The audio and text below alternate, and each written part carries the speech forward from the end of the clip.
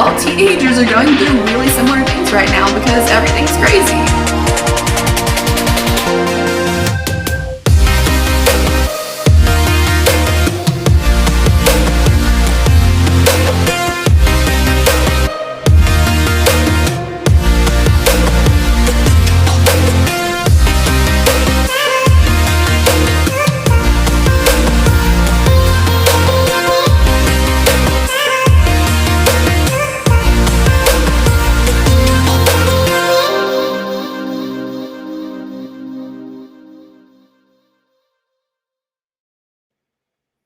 Hello, welcome to Kids Are Talking. Kids are talking tonight about COVID and eating disorders. So we are super excited for the show tonight, sponsored by Paradigm Financial Partners. If you're watching the show on Facebook or YouTube or Twitch, please don't forget to like and subscribe, and you'll be able to catch all of our shows as they come in the weeks to come. If you have any comments, please put them in the chat. And we'll try to address them as the show goes on. Comments, questions for the panel. We want to hear from you, so please add those in. I'm standing here with Dr. Don, and we're ready. Are you ready? Wow, this is really something. By the way, that intro was put together by Mike, and what an amazing job. And it's just such a big night to be here and have these three guests with us, because we've been waiting about how many years to do this? Over 20 years? Over 20 years. You were just a young man, and you were doing all my music for my show at Tokay Hall on the Staples High School radio station in Westport. That's right. And all of a sudden, you and Lynn come and say, I want to do this. Well, it needs to be done. You know, it was such a good thing. My sister was on the show many years ago as well. Yeah. A friend of mine from high school was on the show when you were broadcasting in the TV studio in Norwalk. I can't imagine why we waited so long, but it's ready now. This is such a big thing to be doing tonight, and for all of you to be able to have this in front of you, because I don't understand. I've been listening to all these talk shows during COVID for the last year and a half. Everybody's talking about kids, but we never hear from kids. This is why we tried to do this 20 years ago, and actually 25 years ago. And that's why this show tonight, these three guests that are coming on here tonight, this is so monumental and brave and courageous. And actually for me, I mean, this is a whole new world for me of technology, because when we were doing it before, it was radio. Yeah. And radio, I don't know about radio anymore. Do you think radio is just over the hill? Well, I mean, I think it has its place when you're driving in your car, but aside from that, I think if you want to listen to music, or maybe, a couple of Coldplay or Beatles or whatever you're into. All the oldies are coming back. Yeah, all the oldies. They've got sea shanties playing on TikTok these days. So who knows what's going to happen? TikTok, by the way, just so you know, Mike's daughter will be showing some excerpts from this show on TikTok, as well as you're going to be able, if you don't catch the show live and you're eating dinner or you're out for dinner, once this show's over, we'll be here for good. YouTube, anytime you want to go, Facebook, YouTube, we're there. So this is permanent now. So whatever we do here is for all of you to embrace in a timeless zone now, which we did not have 25 years ago. Right. That's right. So again, thank you, Mike. Thank you, Lynn. But most importantly, we have to thank our sponsor, Paradigm Financial Partners. Lee Rauweiser, a very special man in my life who has been nothing but supportive. He's so excited about this show. And thank you, Lee, for your company backing this up. I mean, wow. I mean, I'm honored that you believe in us and believe in the kids. And I celebrate you. Okay, well, let's have a quick word from Paradigm, and then we'll have the kids come on. I'm all ready to meet these. Kids Are Talking is sponsored by Paradigm Financial Partners. Align your values and financial goals. Build your wealth and financial security for a rich and satisfying life with Paradigm Financial Partners.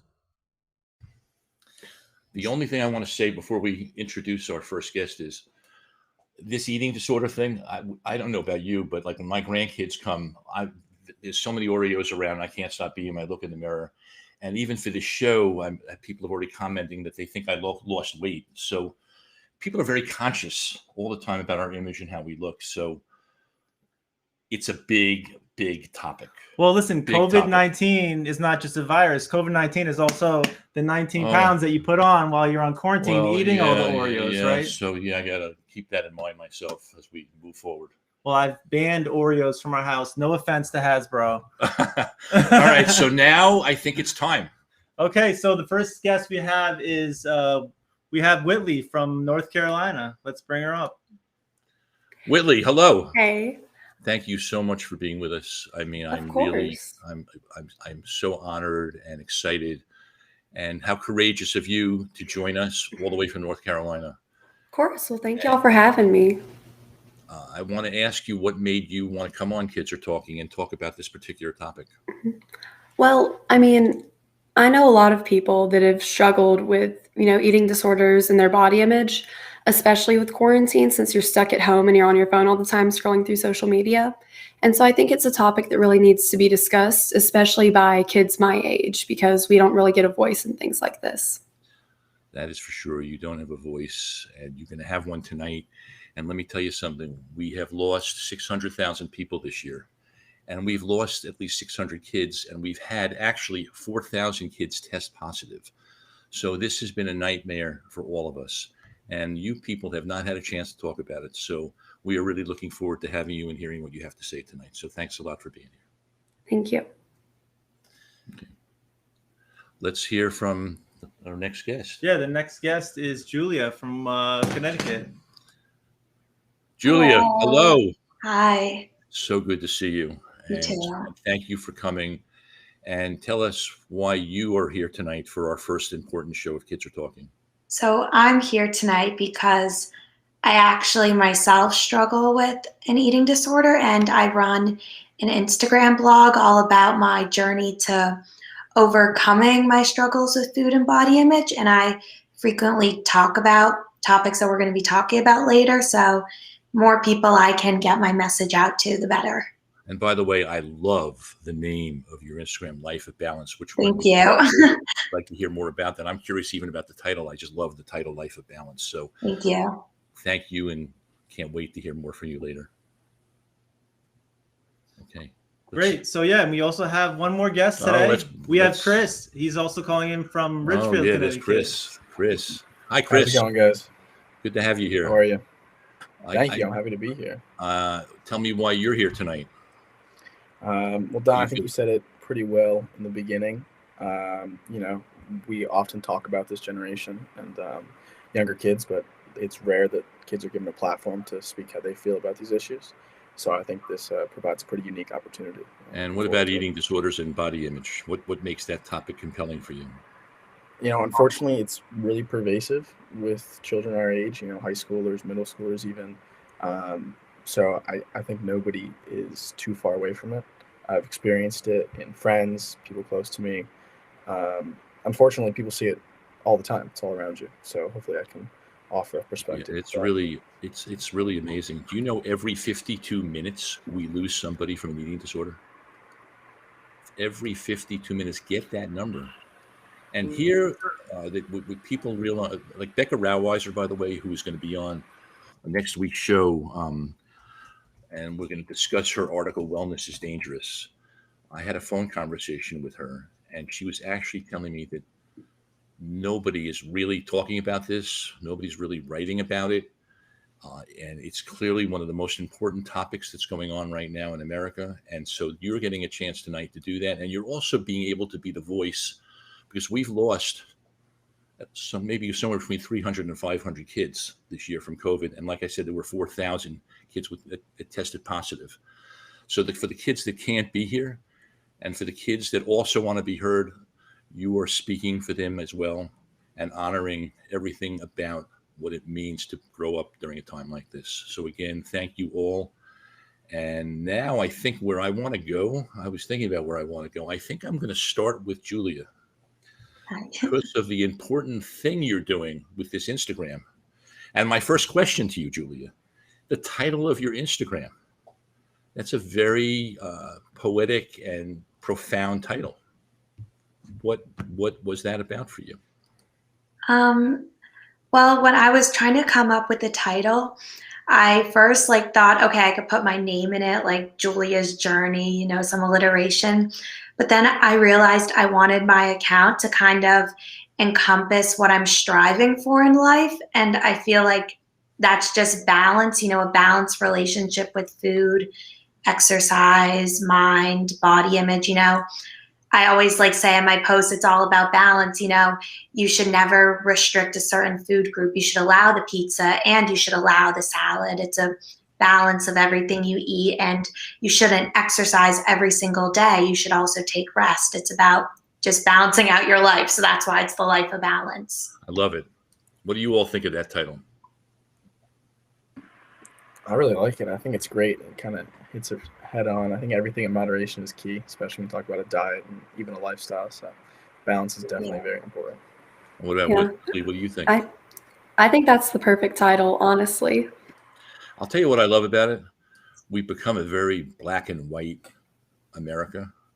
Everything's either or rather than and or. So when the word balance comes on, it just, to me, really is a healthy message for someone like you. And I want to ask you something, what I think is real. And also you write poetry too, don't you? Mm-hmm. And even have you found that writing poetry has been a good outlet for you in terms of creativity to deal with the stress and all the anguish of what we've been through? I've written a poem that was specifically about eating disorders, but I don't know, I wouldn't say it's necessarily writing poetry that helps me de-stress, just writing in general.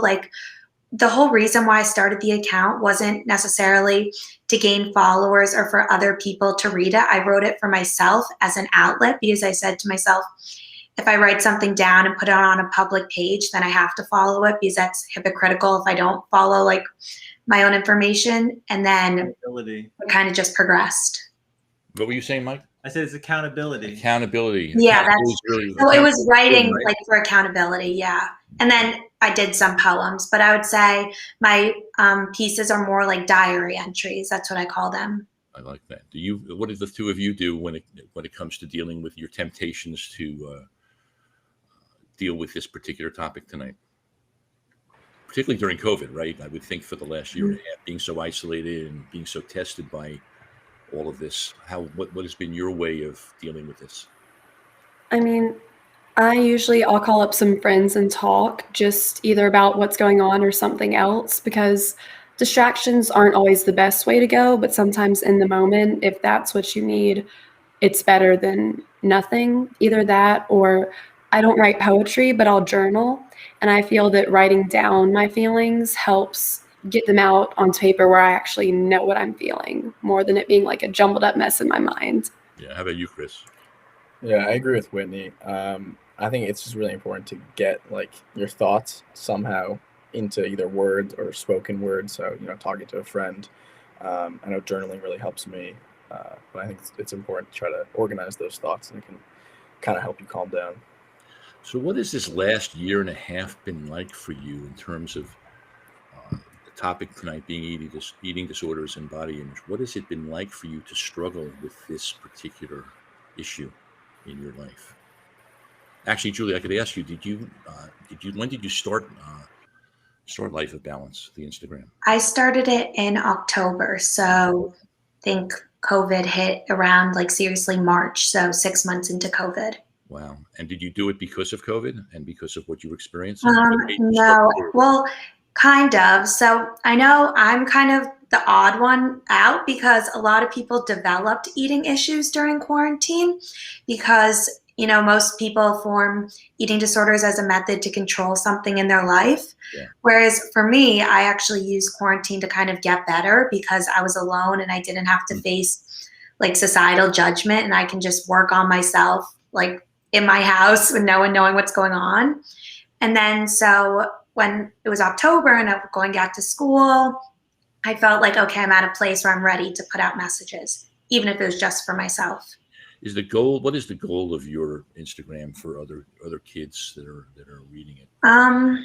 Well, it started out, the goal was just to hold myself accountable and document my progress, but it's kind of shifted into a place that I think other people go to for help in their own journeys and advice. I mean, I get countless DMs every day with people asking questions, and I've made really good friends on the account. It's turned into a community. I still use it to document my journey. Let's say I'm facing like a fear of food and it's really scary for me, I'll still take a photo of it and say, I'm challenging this food or whatever, but it's not just about that anymore. Like it's about everyone instead of about myself. So you had more issues with your eating and your body image before you put out your Instagram. Yeah. I wouldn't make an Instagram in the midst of struggling because when I was struggling, it's a total secret, didn't tell anyone. Honestly, the account was my way of opening up to people because it's easier to do it behind the screen than go up to your friends face to face and say, I'm struggling with this. So what is the biggest struggle that we have in terms of our body images and our eating disorders? What is it that, and particularly during COVID, I mean, for the two of you, what was it like? Was it similar to what Julie is saying? Did you see it as a time to actually go inside and get more comfortable with parts of yourself? Or what was your struggle and what has been your struggle with this? Whitley? I mean, for me, during quarantine, it was a little bit harder just because I did school completely virtually. I finished out this school year, like my junior year, virtually too. You never went to school this year? No, I never went back So what was just that like? because Nobody could see you or talk to you or yeah, it was wow. crazy. It was crazy. So I was on my phone a lot and on social media, and you kind of just get lost down these like rabbit holes. And so it was just harder for me personally, just seeing like all of the other people and constantly comparing myself. So that was my struggle. So I finally just stopped looking at things like that for a So while. how were you comparing yourself to others? What was it that was making you, what was it that you were comparing yourself? The way you looked, the way you felt? Yeah. Just like the way I looked and how I was like, oh, well, if I did XYZ, I could look like they do. When in reality, a lot of the times things are photoshopped or edited to where it's an unrealistic body standard. And it took me a while to realize that no matter what I did, that's something that I couldn't achieve. Makes sense. How about you, Chris? Yeah, I think the pressure that is put on, especially in our society, that we're given set images and set things that we're supposed to look like. Right. And I mean, it's done subconsciously. You can't even notice it a lot of the times. It's in media, it's in ads, it's everywhere we look. So if you're not conscious about it and you don't try to fight it and like be aware of what's happening, it can really easily get in your head, and it's really damaging You guys, because yeah. it makes you want to be someone who you're not, and that can be really destructive. So this kind of brings up the issue of social media, doesn't it? Which Becca Yeah, Rauweiser, that's right. who's going to be joining us next week, is going to be talking about. I don't know. Did any of you get a chance to read the article? Becca's article. So what did you think of Becca and what she was trying to, because she was really talking about social media and setting up these standards for people and the danger of it. That's why wellness can be dangerous, which I think is also a great title. And we'll talk to her about that next week. But, you know, Julie, it made me think of you because actually here you are. She talks a lot about how all these people are giving bad advice, you know, that are not licensed practitioners. And then I'm thinking there's Julia, who's going to be a senior in high school, right? And she's got her own Instagram and people are listening to her. So what do you think about that in terms of like these people that are getting on social media? They don't have the training. They're not licensed as authorities. And then people are listening to them because they're so vulnerable and they have the FOMA thing going and they've got the COVID isolation and stress and depression and mental health problems. What do you think, Julie? I mean, because I totally agree. I mean, for me, I personally learned every toxic habit I developed through social media or the internet, you know, because it's just out there. And I read in the article how she said a lot of people post what I eat in a day videos, and that's very popular on TikTok. It's always on my For You page. And she's really after TikTok, isn't she? yeah, I mean, I think And Instagram. TikTok is probably the biggest one that's bad. I mean, for me, I developed my issues way before TikTok, so it was Instagram for me, but I can see how that can harm people. But about the what I eat in a day videos on my page, people will be like, can you post what you eat in a day? And I always say never.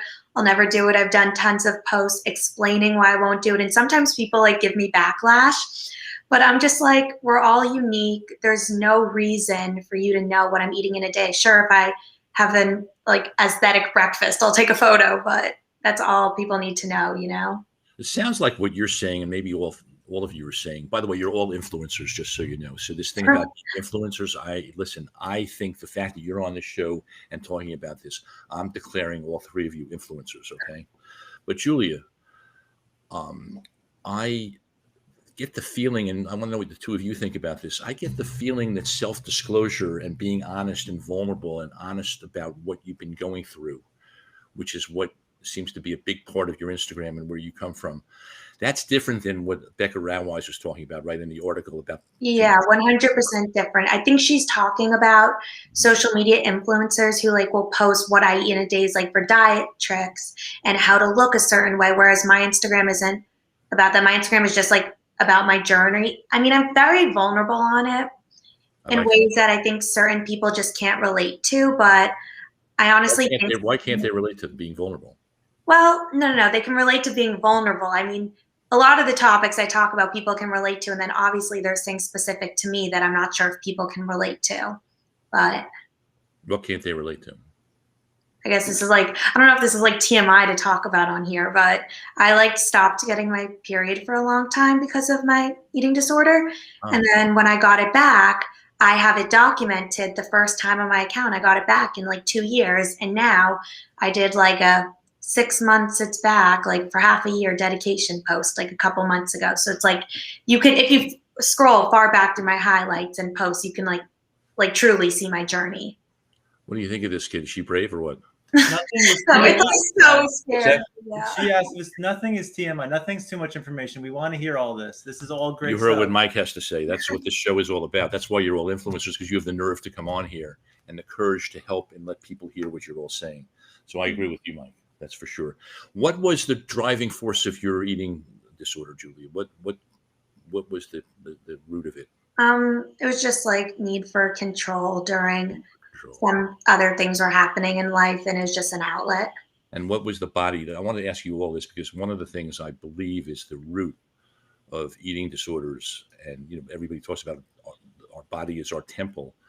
The control issue for you, like what is it that why do we go to thinking that we have to be so concerned about dealing with our control issues when we have to? Why do we make the body the focus of thinking that's going to help us with our control issues? I think it's just honestly the easiest thing to control, because in life, really, the only things you can control are yourself. You can't control other people.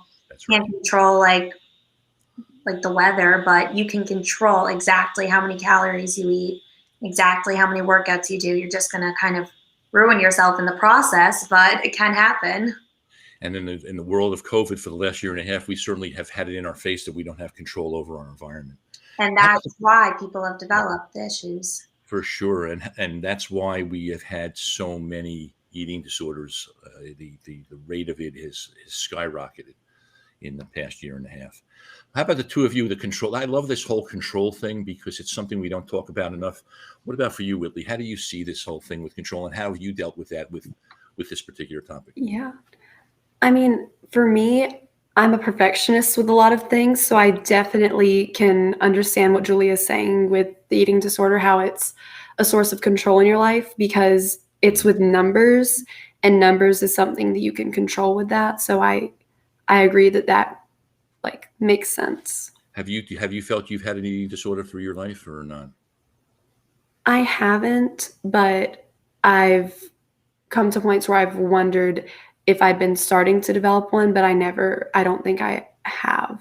Yeah, I actually think I'm having one all the time. So, but it's just, I mean, it's in my face. I mean, people are always saying, by the way, I like the way your hair looks. By the way, looks like you lost weight. You don't look your age. I mean, we're so conscious of image and how we look. So the eating disorder thing is a very broad way of discussing what it really is. And Chris, you, my friend, you come from Italian culture, right? I do, yeah. That's correct. Food is very, very important in your world, isn't it? It is. Oh my God, how do you deal with that, Chris? How do you deal with that? In my past, I definitely have had unhealthy relationships with food. Can you talk about that and share that with us? Yeah, definitely. I was pretty overweight in middle school, and I definitely internalized that. I saw the pressure to have a slimmer build, and for a good couple of years. That this was something I struggled with for a while until sophomore year of my high school career, and it was just something that was always there when you would wake up, and when you went to bed, it wouldn't go away, and it's always in the back of your mind. It's always eating at you, and so many people go through that same struggle. You also have that issue, the whole thing about control that we've been talking about, that it's when you feel you're out of control, sometimes Julie is saying you can control you think the body is the one place where you can have control. Yeah, control was definitely a thing in high school when I started to lose weight. But I also think back, and that was probably unhealthy. That was an unhealthy time. What was unhealthy? It was a dramatic weight loss, and I was counting my calories, and it's just not the right way to do it. And it was only because there was a pressure to, look better in society's eyes, not in my eyes. Whitley, I was thinking for you, like you're not in school for a year. I mean, being so isolated, right? I mean, how did that make you feel? I mean, about yourself and your body and your... Since I was isolated from everyone else, there was a lack in a way of needing to compare myself to others, since first of all, I wasn't seeing my peers and they weren't seeing me. But I did go back to school for cheer and soccer at the end. So then whenever I was more around my peers, I was a lot more conscious of how I looked. More conscious of maybe it was looking at you and all of that. Yeah. So Yeah. There was less in the sense that I wasn't actually around everyone, but more in the sense that I was on my phone and scrolling through social media, people that I knew and people that I didn't, and constantly just comparing, which is not healthy at all. Because what were you comparing? Just like really how like girls looked in bathing suits versus how I felt that I looked in a bathing suit. I think that I've struggled with body dysmorphia. I'm not 100% sure. For people who don't maybe understand. Okay, so body dysmorphia, from my understanding, is basically when you look at your body, you see something drastically different than what everyone else sees. For me, I think that whenever I look in the mirror, I look a lot bigger than other people when they look at me. And so it's a struggle for me to even really understand what I actually look like. Other people who have that same feeling about you both of the two of you were shaking your head. What are you thinking about when you listen to Whitley say that? Well, I can agree. Like, I feel the same. Do you? Yeah, definitely. Body dysmorphia can really affect a lot of people on different degrees, and it's tough because it's nothing that you can do to change it. You can look at a picture of yourself, and even if to someone else you are in the perfect shape, it doesn't matter because what you see is something else. Well, you bring a different piece to the show tonight, Chris, because I've been doing my own little research about guys. Okay, guys, we always focus on girls with anorexia and bulimia and all the eating disorders, but we don't really spend a lot of time talking about guys. From what I'm reading about, it's gone way up, by the way. Anorexia, hospitalization for kids, boys who are depressed and really bulking up. 90%, they're even talking about 90% of the guys are bulking up now with their weights. You see these guys that are working out like all day long. They're doing push-ups in the grass. They're doing their Peloton. And so what's that all about? Yeah, it's unfortunate, but it doesn't matter your gender. Anybody can be affected by eating disorders and body dysmorphia. And I think a lot of the culture around the male gaze and what men are supposed to look like is very centered around the body. And when you have susceptible children, middle school, they see this and they think, I need to work out, I need to get muscles, I need to be massive. And it's the same thing that happens with girls. But I think also another part of the culture around men is that it shouldn't be talked about, which I think is why we don't hear it as much, is because it's like a shame. Talk about that. Shameful, right? It's like shameful. Exactly. To disclose that information, you also look weak, and that contradicts the idea that men should look this way. And obviously, if you're on the show tonight, Chris, you're not one of those guys, are you? Yeah, I think I've come a long way. I think I find comfort in being vulnerable, and I think it helps other people. So I'm happy to talk about this stuff. So how much does how much of this affects when you're in terms of attraction, you're dating or looking at people? How much do you focus? We all tend to think we get a little shallow sometimes when we're zeroing in too much on the image and what somebody looks like. But we all have that problem. So how do you all deal with that, particularly because you're all very sensitive, obviously self-reflecting people to even be talking about this. So how do you see the dating culture, or the way you look at a guy? I'll ask the girls first. When you look at a guy, do you look for the personality as much as what their body looks like and what they physically look like? Where do you both sit on that? I'll get to you, Chris. Don't worry. All right. Yeah. I'd say for me, definitely personality comes first.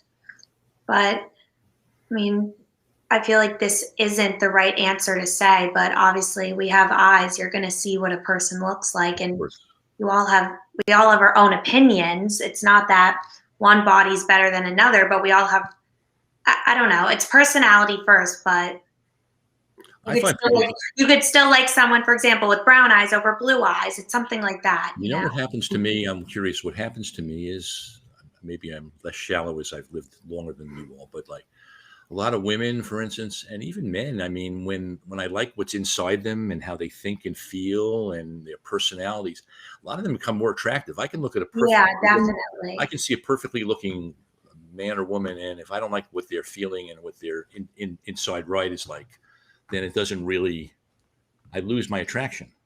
Do you, you two, what do you two think of that?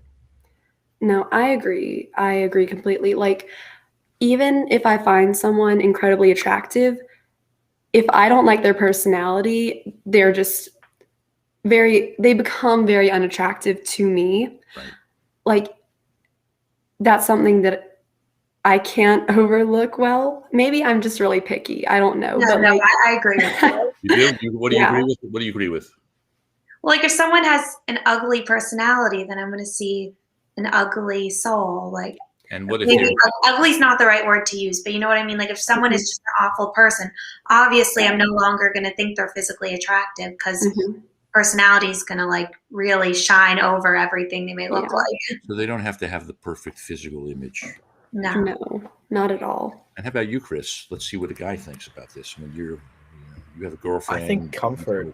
Yeah, I think comfort in a person's body is really attractive and kind of goes to the whole of who a person is. I think it's more important how they see themselves than how you see their body. So that's interesting. You're saying it has to do with how you feel about your own body, and if you're comfortable in your own body. Yeah, if somebody's comfortable in their body, it's really attractive. And how do you know if somebody's really comfortable in their body? I think it comes off in their demeanor. You can pick it up on physical cues, how they reference themselves, how they talk about themselves. It's interesting. Yeah, I sense that. Pick up on. Do you agree with that? Because I actually pick that up a lot of times, that I can sense if somebody's really comfortable in their body or not. Do you agree with what Chris is saying? Yeah. Yeah. I mean, some people hide it really well. Like some friends that I've had conversations with, and when we've gotten to the point in our friendship where they'll confide in me with stuff, and they've said that they aren't really comfortable with how they look. Sometimes it's really shocking, and sometimes you can just tell. More times than not, for me, I can tell, but there have been a few that I've just been completely like surprised by. You know what turns me off sometimes? When someone, that's all they talk about. Is their exercise program, their weight, how they look. How about you, Mike? Do you have that experience? I do. One thing I want to say is we have a question actually from someone, one of our viewers on YouTube has a question. Oh, good. And they want to know, Norm wants to know, has your personality changed with the pandemic lockdown? Well, Norm is definitely getting into my next subject matter, which is mental health and mental illness. But that's a good question. Can you answer for Norm what you think of that question? How much have the personalities, how much has mental health been affected by the period of the last year and a half of alienation, stress, depression, not being able to have social or physical contact with people? How do you think personalities have changed with this lockdown? And how does that even affect one's eating habits and the way they view their bodies? For me, my anxiety has gone up a lot. Like I've struggled a lot more with anxiety, and earlier on depression, not as much now. I've overcome that a little bit more than my anxiety, but it has heightened my anxiety and just more of that. But also they don't really go together. You'd think it'd be the opposite, but I've stopped caring as much about what people think because I've kind of just realized, we're all here on this planet, and if someone thinks something, they think it, and if they don't, they don't. You just have to go through it. So I felt more comfortable in my own body and with myself. And is that because you were so isolated and you had more time to be with, you couldn't really count on other people's opinions because you're with yourself so much? That's why. That's very interesting. Yeah. And what about the two of you? My personality, I think, has become stronger. Definitely have also a more I don't really care personality of what people think about me. Very open, blunt. I'll just say kind of whatever. So how's the pandemic fit into that? What is it the same as what Whitley's saying, that you had more time alone with? Yeah, I think there's just like you're alone and you kind of learn a lot about your values and who you are as a person. And I think with friends as well, I kind of just saw what my friends what they were doing during the pandemic. Just everything. I'm sorry, I'm really bad at articulating this. This kind of all worked out where I became like more confident in myself actually over the pandemic. And I think that shows my personality. And you think that, again, as Whitley is saying, is because you had more time to just have to rely on yourself and not be as distracted by what other I think it was because I was like working on bettering myself during the pandemic. Yeah, working on bettering ourselves. We sort of, I had the same thing happen to me. I did a lot of writing, and so yeah, I get what you're saying. How about you, Chris? I think over the pandemic, I became a lot more comfortable with myself and who I am. You too. Yeah, definitely. I think being a senior during it, or going into senior year, I kind of found comfort that I was kind of over with my interactions in high school. I was kind of starting a new chapter. I didn't go to school that much senior year. I was on my computer, so I think that kind of aided in my confidence and how I became comfortable with myself, knowing that it's right around the corner. I'll be able to kind of start a new chapter. So you're at the end. So you're thinking that. But like, how did you deal with your weight issue? Because in that family of yours, there's always food, and you like to cook, aren't you? Very culinary kind of guy, aren't you? I do. Right. So like, how have you dealt with? I mean, you obviously are more in control of that part of your life now. Like you're agreeing with what's being said. You actually just feel better also during COVID. Yeah. How did you moderation? Balance. Probably the biggest key. Definitely. You have to balance again. My unhealthy relationship with food when I was younger is I would overeat. It wasn't so much that I was eating bad food or unhealthy food. And what would drive you to overeat? Simplistically, I was a fast eater. So I would just shovel food down. Yeah. Oh my God, there's something. I would not. Wow. Yeah. I Me wouldn't too. stop to take a breath. So you eat slower now. Yeah, I ate a lot slower. It is amazing. Yeah, I would just overeat. I would have way more than my portion. So moderation was important. Moderation, you all agree with that? It's the old story. We really cannot control other people and how other people are. We can only control how we respond to what we're around, whether it's COVID, whether somebody's upsetting us. In the end, the only thing we have control over is in our response to what the adversity that's in front of us, right? We can't really control other people. We can't control COVID. COVID happened to us and we were all interrupted. And so it sounds like we're talking a lot about just being with yourself, liking yourself, getting in touch with what you feel, journaling, which is a big thing for you, Julie. You were talking about journaling. Coming out of COVID now, what would you advise people in terms of, because let's get into mental health a little bit. Norm from Santa Fe got us going on this, is that mental health is off the charts right now. If you try to see a therapist right now, I've had people say they can't even get into the office. Hospitalizations are up. Do you know that 24% of young children, the percentage has gone up in hospitals, and actually it's over 31% now for adolescents in terms of psychiatric hospitalizations. What do we do about this? And is this COVID, or are we now looking at what I think is a languishing no man's land period now, as we now think we're all coming out of COVID, which essentially we are, but maybe we're not? What do we do about this problem? And what would you advise people to do? I mean, I think that mental health issues have been, people just don't talk about them. It's very quiet. Like, especially in the older generations, people won't just be like, oh, yeah, I just came back from therapy. Like, it's more of a thing that's kept quiet. So I think we need to normalize talking about it more, especially with kids, because, Mm. like, you can go to the doctor and get treated if you have like the flu or something and just talk about it normally. But if you're like, oh, I went to the therapist and they prescribed me medication for Mm. whatever it is, it's people are like, oh, well, you're medicated. What's that? And there are a lot of biases, I feel, towards it. So what do we do about that? I asked the two of you about that. I mean, Julie, your Instagram is very beautifully. Oh, you're so open. I love that you do that, and I love that you have like, what do you have, 2,000 followings now? I mean, Almost. that's really quite amazing, isn't it? That she has two. I mean, you are. That's why, like I said, you're all influencers, but your Instagram is obviously being an influencer. So, what about mental health? What do we tell people to do? What's the most helpful thing to get through COVID and post-COVID times? What would you advise for others as you advise for yourself? What should people do? All you can do is really open up about it, because if you keep it hidden, the battle's just going to continue in your mind, but whether you're opening up to a parent or a friend or even strangers, there's tons of like anonymous support groups you can join online. It's just knowing that you're not alone, because no matter what you're going through, there has to be someone who has like the exact same thing. Is that one of the purposes of your Instagram? Is for people to? Yeah, I think it really just shows that we're all struggling with food and body image. And some of the topics that I'll bring up, I think that no one can agree with me because I hear no one talking about it. And then I do polls weekly, like Wow. on like various topics. And then I look at the results of the polls. And I'm like, wow, everyone feels the same as me. They It's do very feel. comforting. Yeah. So you're not alone.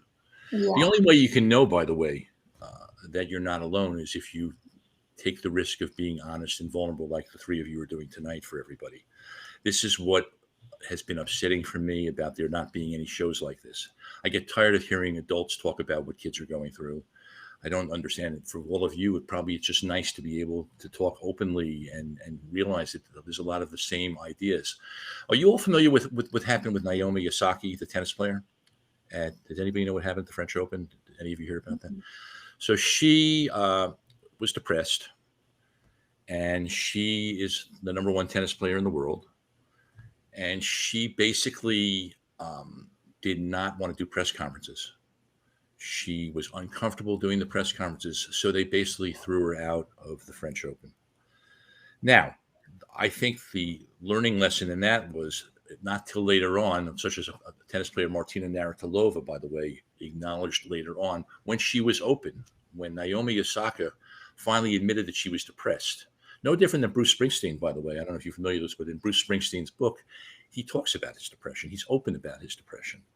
It's become cooler or more acceptable to be vulnerable now, and that's a good thing. But, unfortunately, it was sad. I always wanted, I think if Naomi Osaka, perhaps, we don't really know, by the way, had she said earlier on that the reason she looked like a prima donna, they were kind of figuring, well, what is she can't go to press conferences? You're the number one player. But when people all of a sudden heard she was depressed and vulnerable, people started having empathy for her. So that's why I think the importance of being open and vulnerable. It also probably will make people feel better about not eating that extra piece of food. Because if you like yourself and you feel good about yourself, and you get this stuff out and you get cleansed out in other ways, right? Maybe you'll get control of yourself, so therefore you don't have to control everything else around you. When I focus on crumbs, by the way, in my kitchen, every now I'm sitting at the counter and I see crumbs and I start obsessing about it. I say to myself, all right, what are you not in control of in your life right now? I know that there's something clearly going on inside of me that's making me focus on those extra crumbs on the floor. Well, and just to backtrack a little bit, when you were talking about adults deciding for kids how they feel, right. I think we also want to talk about what happened with the yearbook in Florida. We're getting to that. Yes, so you're getting there. Yeah, we have the image of the girl, and they photoshopped all the kids so that they didn't show what the adults decided was inappropriate. Are you familiar with that story in the news in Florida? Mm-hmm. Wow. All right, so we got to talk about that. Thank you, Mike. I was waiting to bring that up. I just wanted to And make sure you had time to make fit sure it you in. wanted to make so- sure I have time to fit it in because we're very aware, but we're doing well. We didn't know if we could do this for an hour, and already we have 15 minutes left, and Mike is getting nervous that we don't bring up this topic. And it is a very important topic. It's the third topic I wanted to bring up tonight. So what do we know and what do we think about what happened in Florida with these girls? It was only the girls, by the way. It was only the girls. I think it sends a clear message to the student body and to other kids that age that they should have to hide their body. And Right. especially that it was only the women in the school really kind of shows who gets the blunt end of the body image. They weren't even given, conversation. nobody even told them they were, like the parents were outraged because nobody even told them they were doing it. And of course, they're focusing on the breasts, right? And we know that we're not going to do that tonight. We do that on future shows, but what do they focus on? That there's too much cleavage? I mean, so what do you think about that? And only picking on the women. The guys could wear whatever they want. So what do you think about that?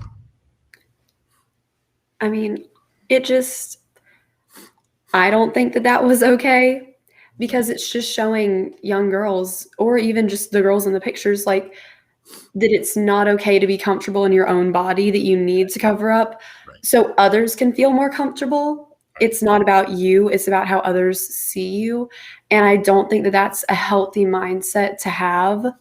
And it just, especially without even informing them first, if the school really thought that it was that unacceptable, they could have, I mean, now there's the whole other topic with dress code. But if they thought it was that bad, they could have asked them to change or said, hey, can you put on a jacket? Dress code. Oh, With dress code? That's next. We have time. We're going to get the dress code also. All right, but go ahead. Finish what you're saying. But it just... Yeah, dress code. Cancel culture. They did this without their consent. And like the yearbook's kind of a big thing because especially for the seniors graduating, this is like these are their last pictures for the school. This is how they're going to be remembered. And I know I wouldn't want that. Especially like I worked on the yearbook staff at my school and that wouldn't have gone over. You weren't even exposed. The breasts weren't even that exposed. No, it wasn't even anything bad at all. Not really bad at all. And Julia, what do you think? I completely agree. I mean, it just doesn't make sense to me why they would cover it up. It's not like anything at all, in my opinion. And why did they focus only, and Chris, you can certainly participate in this. So why did we not focus on guys? Why did we only focus on girls? What's that about? Guys could, from what I heard, is that guys can wear whatever they want. And now we're living in a non-binary world. So now men and women are dressing sometimes even with the same clothes. So like, what's the big deal here? I think it kind of shows that women are held to a different standard, even from a very young age. And then you see it through high school. And there's like countless examples of later on in adulthood how women are held to different standards. But I think it's pretty blatant that it comes down to the gender of it. How did we get to this point? Now when we're living, Chris, we're living in a world now where gender now is and is a whole different kind of just being reevaluated and be re-expressed in different ways. How do we get to the point where women are being treated that way in a high school? I think it's a problem that has existed since humans have existed. Men have always kind of been held above women. So it's something that we haven't seen done successfully. And it's something that in order to see the true equality of two genders, like all the systems that create the patriarchy will have to be thrown out and sorted. Yeah, I know you feel strongly about that because we've talked about that. How about dress code? We've got a couple more minutes, right, Mike? How about dress code? Cancel culture. Let's talk a little bit about well, this was cancel culture for sure. We're living in woke culture. We're living in cancel culture. We're hearing now dress codes in New York City. There's all these things. You can't wear this. You can't say this. You can't do that. What about dress? I mean, in the Egyptian cultures, by the way, one of the beautiful things about Egyptian culture is that they manifested their inside world in how they looked and how they dressed. It was actually a spiritual inner expression of how they felt in the universe. What's going on now with this cancel culture? You mean like cancel culture, like canceling people? Canceling people. Like these girls were canceled. You can get canceled in school if you say the wrong thing or you wear the wrong clothes. And what does this do to these poor girls in that yearbook in terms of their self-esteem? Well, I don't think those. Not to disagree with you, I don't think those girls are really disagree with me, Julia. canceled. I don't think that's the right. That's not what cancel culture is. Well, please educate me. I think those girls were like the school attacked them, but canceled is kind of like a societal movement where everyone decides like, okay, this person is done, like hate on them. We're going to go against them and destroy their careers. I think in the grand scheme of things, everyone's actually on the girl's side Right. except for the school. You think that, but the administration still. But that's just the administration. Look at the rest of the world supporting them. Cancel culture is when you have the majority of people. Mhm. Is that the definition? Is that the definition of cancel culture? Please educate me. I think so, yeah. I wrote a paper on it for one of my classes, and Okay. I think how cancel culture applies to this, I agree, Julia. I think that if anything, it's the school that's being canceled right now, because if you look this up online, you'll just see a lot of like hate going towards the school for this, because I mean, I agree too that it's unacceptable. So it's kind of like when everyone just agrees that something isn't okay, like that's canceled. So then the power of your voices tonight can combat this really strong cancel culture. Would that be a fair thing to say, Julia? That we have outspoken people making comments like you're all making tonight, that it teaches other people and tells these people that what they did was not right. Mm-hmm. Would that be an okay way to say it? That what we're talking about, this is a way of fighting off cancel culture by having people unify against people that do these kinds of discriminatory things? Or am I still missing the boat here? You can disagree with me. I think Don, I think cancel culture has a lot to do with accountability. Accountability, okay. Right. So if you see a celebrity who does something that's really unacceptable or has a history of doing something unacceptable, the cancel culture would be rallying a large group of supporters to no longer support that celebrity. So I'm not so sure the term itself, cancel culture, is like a negative. It's one that should be avoided. It's more about the absolute movement away from somebody who needs to be held accountable for their actions. Accountability is a big theme tonight, isn't it? About people being accountable. How important is it to be accountable, and how much do we still have to learn about that? Yeah, it's incredibly important to be accountable, to like hold yourself accountable for your own actions and what you say. Because like if you don't, then that like kind of changes how other people see you. It's important for your own growth and like your relationships with other people. Well, now we came full circle to what Julia was talking about at the beginning about starting her Instagram posts for her own accountability. I think it's also attractive. You talk about attractiveness. We talk about body image, and we talk about eating disorders. It's attractive to be accountable. Mm-hmm. It's attractive to be self-disclosing. It's attractive to disagree with Donald Cohen about how he defines cancel culture. It's attractive to just be not afraid to have a voice. And the three of you have done an exceptional job tonight, starting what we hope will be many more shows. And as a matter of fact, for all of you that are watching, as well as the three of you, if you'll be willing to come back next week, Becca Rauweiser is going to come on and talk about her article and what motivated her to write it, and how there is not enough people that are paying attention to eating disorders and to body image. And it's a terrific article. She had a lot of professionals that commented on it. And I know she was very interested. She's watching you tonight, by the way. She is very interested in coming on and talking with you about this. There it is. When wellness is dangerous. How about that for a title? That's all. Titles are important. That speaks a lot, right, Mike? When wellness is dangerous. It can be dangerous. Wellness can. Listen, how can it be dangerous? I have a scale that now tracks my weight through an app. So wellness, it never escapes you. It never escapes you. It's true. And everybody's always talking about, oh, you look like you lost. Think about this. When somebody tells me I look like I look a lot better, I lost weight, I must not. I'm not sure that's a compliment, because they're also telling me I didn't look so great when I was heavy, right? It's a toxic comment, complimenting someone's weight loss. You don't know how you lost weight. Yeah, that is a toxic comment. So we should all think about saying that, right, Julia? Or not saying that. It can fuel unhealthy behaviors. There's just so many other compliments you could give someone. It also paints being heavier in a bad light. It says that's something you should move away from, and it's good that you moved away from that. Which it's a fat phobic comment, honestly. Yeah. What's that, Julia? Yeah, say that again, Julia. It's a fat phobic comment. Yeah. So I guess we're talking a lot about respect tonight, right? And respect people for being different, allowing people to express who they are from the inside and from the outside, right? That goes back to the dress thing and just how we are as people, just to be able to be who we are. So I was just, we're winding down here, Mike. I thought we were going to not have, we were worried that an hour was going to be too long, but obviously you people carried the show. Don't you think so, Mike? Yeah, definitely. They really carried the show. And, I think this was a great discussion, needed to be had, and what you said, Julia, a fat phobic comment. I don't think phobia that means they're scared. They're not scared of fat people. They're just an asshole. So I don't think There you go. that's the right. I don't think that's the right term, but I know where you were heading with that. No, I don't. Okay, I don't want to disagree. No, please, Julia, you're well. That the whole point of the show is for you. Or maybe they're just. You already disagree with me. My comment is wrong. Disagree with Mike. You already disagree Please, with me. yeah, I'll please, feel better. Please. Okay, no, I'll disagree with you. I don't.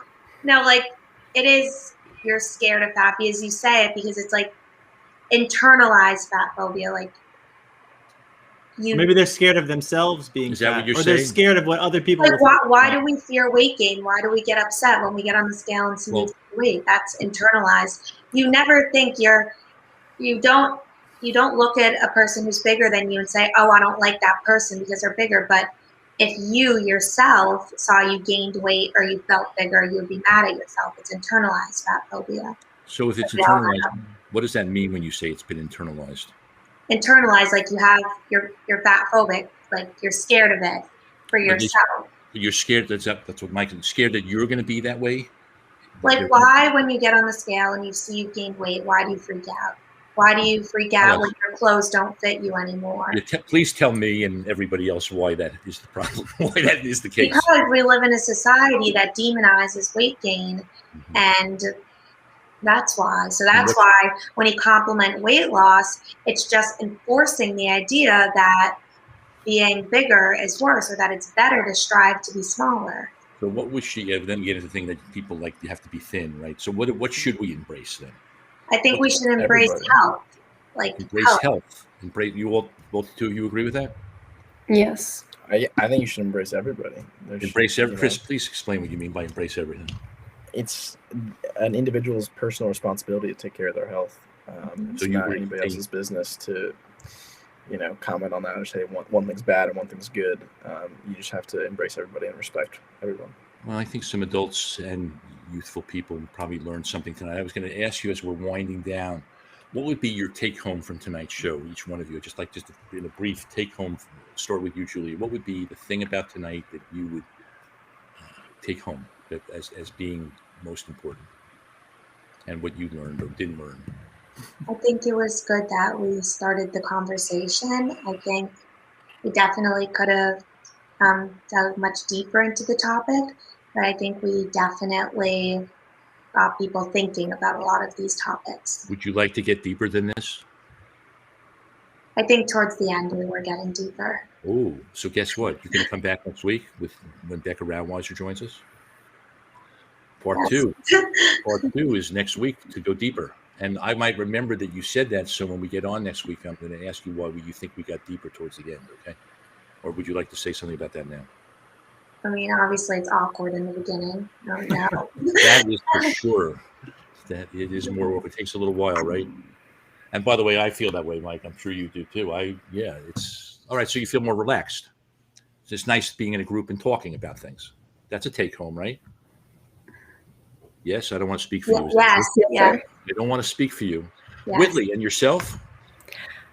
I'm glad that we're having the conversation, that we're being open and honest and unfiltered, and even disagreeing if we need to disagree, because that's Julie had a little what's trouble important. disagreeing because we want her to feel okay disagreeing, right?